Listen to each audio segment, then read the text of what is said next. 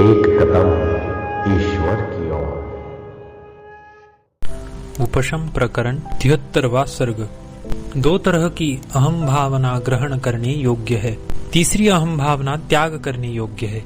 तीनों अहम भावनाओं के त्याग से मुक्ति की इच्छा नहीं होती। यह कथन श्री वशिष्ठ जी ने कहा। हे श्री रामचंद्र जी, जैसे चिंतामणि के स्वरूप को जानने वाले देवता चिंतामणि को प्राप्त कर लेते हैं, वैसे ही पूर्वोक्त विचारात्मक दृष्टि से द्वैत का परित्याग कर आत्मा के स्वरूप को जानने वाले तत्वविद महात्मा स्वरूपावस्थिति रूप मुक्ति को प्राप्त कर लेते हैं। हे श्री राम जी, अब आप इस द्वितीय दृष्टि का श्रवण कीजिए। इसका श्रवण करने से आप अविचल अपने आत्मा का साक्षात्कार कर लेंगे और दिव्य दृष्टि से संपन्न हो जाएंगे। मैं आकाश हूँ, मैं आदित्य हूँ, मैं दिशाएं हूँ, मैं अधः हूँ, मैं ऊर्ध्व हूँ, मैं दैत्य हूँ, मैं देव हूँ, मैं लोक हूँ और मैं चंद्र आदि की प्रभा हूँ। मैं अंधकार हूँ, मैं मेघ हूँ, मैं पृथ्वी हूँ, मैं समुद्र आदि हूँ तथा रेणु वायु अग्नि एवं यह समस्त जगत मैं ही हूँ। तीनों लोकों में सब जगह जो स्वरूप भूत आत्मा अवस्थित है वह मैं ही हूँ। इस सर्वात्मक स्वरूप से भिन्न परिच्छिन्न मैं कौन हूँ? अर्थात मैं कभी परिच्छिन्न नहीं हो सकता हूँ। देहादि भी मुझसे भिन्न कौन है? एक अद्वितीय वस्तु में द्वित्व किस प्रकार हो सकता है? हे राम जी, यो विचार कर आप निश्चयात्मक ज्ञान से युक्त हो जाइए। तदनंतर आत्मा के भीतर रहने वाले जगत को स्वस्वरूप भूत देखिए। यो जगत को स्वस्वरूप भूत देखने के अनंतर आप हर्ष और विषाद से पराजित नहीं होंगे। हे कमल नयन पाप शून्य श्री राघव, इस समस्त जगत के आत्मस्वरूप से अवस्थित हो जाने पर क्या अपना और क्या पराया रहेगा? यह आप मुझसे कहिए, अर्थात अपना और पराया कुछ भी नहीं रहेगा। तत्वज्ञ से भिन्न ऐसी कौन वस्तु है जो उसे यदि प्राप्त हो जाए तो वह तन्नि बंधन हर्ष और विषाद से ग्रस्त हो जाए? यदि उसका ऐसी वस्तु के आ जाने से विषाद दिखलाई पड़े तो वह तत्वज्ञ ही नहीं है, किंतु अतत्वज्ञ ही है, क्योंकि ऐसा पुरुष जगन्मय ही होता है, चिन्मय नहीं। यह जानना चाहिए। ये आगे कही जाने वाली दो अहंकार की दृष्टियां सात्विक और अत्यंत निर्मल है। उनकी तत्वज्ञान से प्रवृत्ति होती है। वे मोक्ष को देने वाली तथा पारमार्थिक है। हे रघुकुल तिलक, उन दो अहंकार दृष्टियों में पहली सबसे परे आकाश की नाई स्थूल स्वभाव वर्जित जागृत आदि तीन अवस्थाओं से युक्त तथा दृश्यों से शून्य मैं हूँ इस प्रकार की है, और दूसरी सभी कुछ मैं हूँ इस प्रकार की है।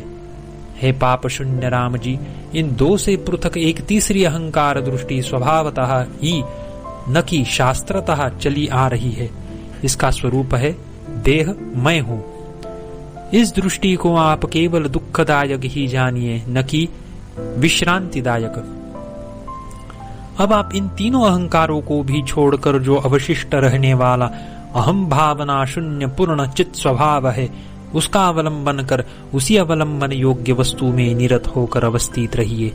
यद्यपि आत्मा शोधन द्वारा अखिल प्रपंच स्वरूप से विनिर्मुक्त तथा बाद के द्वारा समस्त पदार्थों की सत्ता का अतिक्रमण करने वाला है, तथापि जगत के बोध स्वरूप उपाय के द्वारा निखिल जगत को पूर्ण करने वाला सबका प्रकाशक यह आत्मा। हे तत्वज्ञ श्रेष्ठ, अपने ही अनुभव से शीघ्र देखिए कि आप सदा सर्वदा उदित स्वभाव तत्पद लक्ष्य पर ब्रह्म स्वरूप ही है।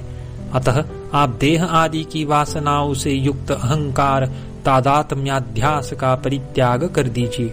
हे श्री राम जी, आत्मा न तो अनुमान से यानी युक्ति से स्फुट होता है और न आप्त वचन आदि से स्फुट होता है, किंतु वह सर्वदा सब प्रकार से केवल अनुभव से ही प्रत्यक्ष यानी स्फुट होता है। धर्म आदि के समान अत्यंत परोक्ष आत्म वस्तु का प्रतिपादन करने के लिए श्रुति आदि की प्रवृत्ति नहीं है, किंतु सबके अनुभव से सिद्ध सत्ता वाले आत्मा का विवेचन करने के लिए ही उनकी प्रवृत्ति है। बाह्य और आंतर विषयों में अंतःकरण की वृत्ति के संबंध से अभिव्यक्त होने वाला जो अर्थ प्रकाश रूप साक्षात अपरोक्ष ज्ञान प्रसिद्ध है और जो अनुमिति, उपमिति और शब्द ज्ञान आदि भी प्रसिद्ध है, वह सब विषय और अंतःकरण वृत्ति रूप उपाधि के परित्याग से अपरोक्ष आत्म रूप से ही अवशिष्ट रहते हैं।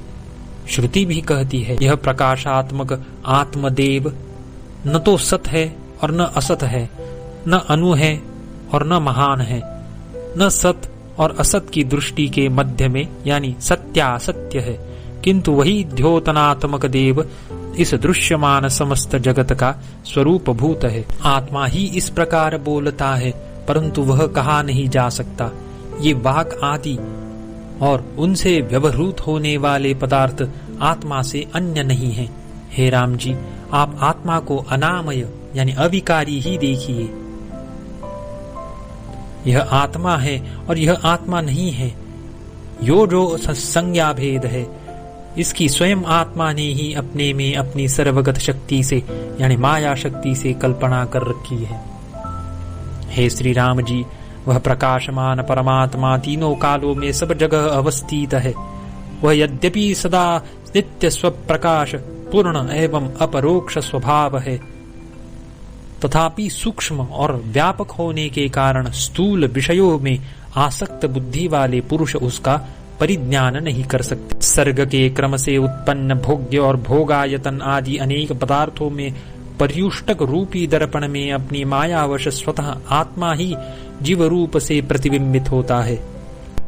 जैसे पंखे आदि के संयोग से आकाश में सर्वदा सर्वत्र स्थित वायु अभिव्यक्त किया जाता है, वैसे ही पर्युष्टक के उदय से ही सदा सर्वदा स्थित स्वयं आत्मा अहम इस रूप से अभिव्यक्त किया जाता है। जैसे सब पदार्थों का अस्तित्व सर्वत्र विद्यमान है, वैसे ही महेश्वर चित स्वरूप परमात्मा भी सर्वत्र विद्यमान है तथा व्यापक है। वह कहीं एक जगह पर ही यानी किसी एक देह में ही रहता है, ऐसी बात नहीं है। जैसे वायु होने पर रजक कण प्रस्फुरित होते हैं अथवा जैसे दीपक होने पर प्रदर्शन प्रस्फुरित होता है, वैसे ही पर्युष्टक के होने पर ही उसमें जीव प्रस्फुरित होता है, न कि पत्थर में प्रस्फुरित होता है। जैसे आकाश में सूर्य के रहने पर ही सब मनुष्यों को तत्त क्रिया से होने वाले फलों की अभिलाषा प्रस्फुरित होती है, वैसे ही पर्युष्टक में परम प्रेमास्पद निरतिशयानंदात्मक स्वात्मा के रहने पर ही यह स्वेच्छा प्रीति और विचित्र भोगों की इच्छा प्रस्फुरित होती है।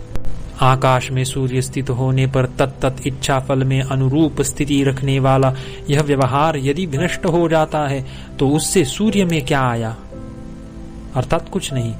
स्वप्रकाश स्वरूप आत्मा के अवस्थित होने पर आत्मसत्ता से अपनी स्थिति को प्राप्त करने वाली देह यदि नष्ट हो जाती है तो उससे आत्मा में क्या हुआ, अर्थात कुछ भी नहीं। सबका यह आत्मा किसी समय न तो उत्पन्न होता है न मरता है, न कुछ ग्रहण करता है न कुछ चाहता है, न मुक्त होता है और न बद्ध होता है।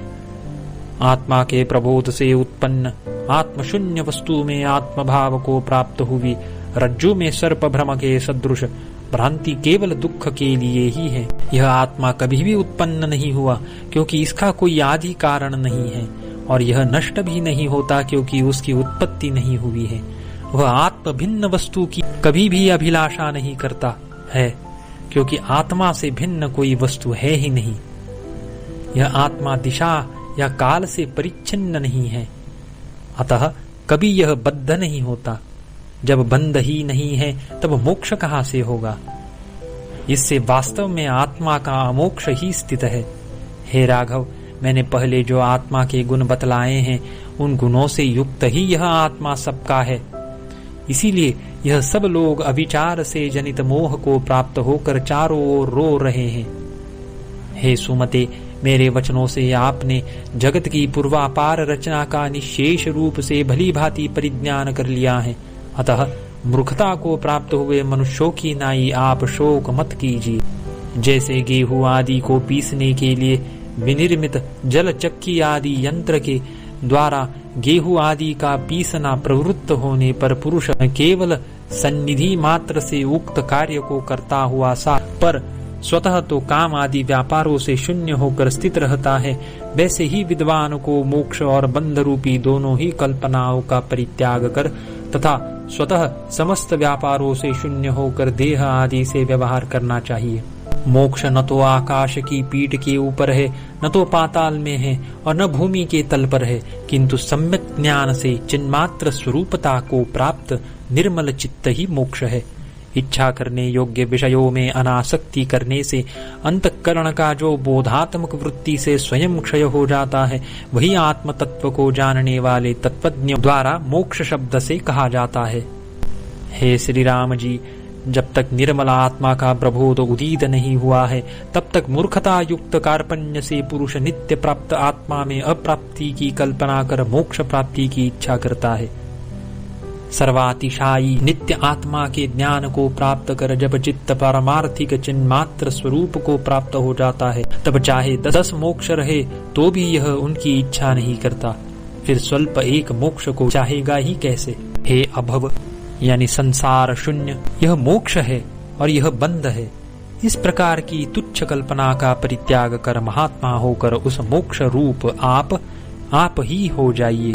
हे श्री राम जी, समस्त कल्पनाएं जिसमें से निर्मूल हो गई हैं, ऐसी अवस्था को प्राप्त होकर आप सगर के पुत्रों द्वारा खोदी गई पृथ्वी की मेखला तक यानी समुद्र पर्यंत पृथ्वी मंडल का दीर्घ काल तक पालन कीजिए, क्योंकि आप समस्त आसक्तियों से परे हो चुके हैं तथा आपकी आत्मज्योति उदित हो चुकी है।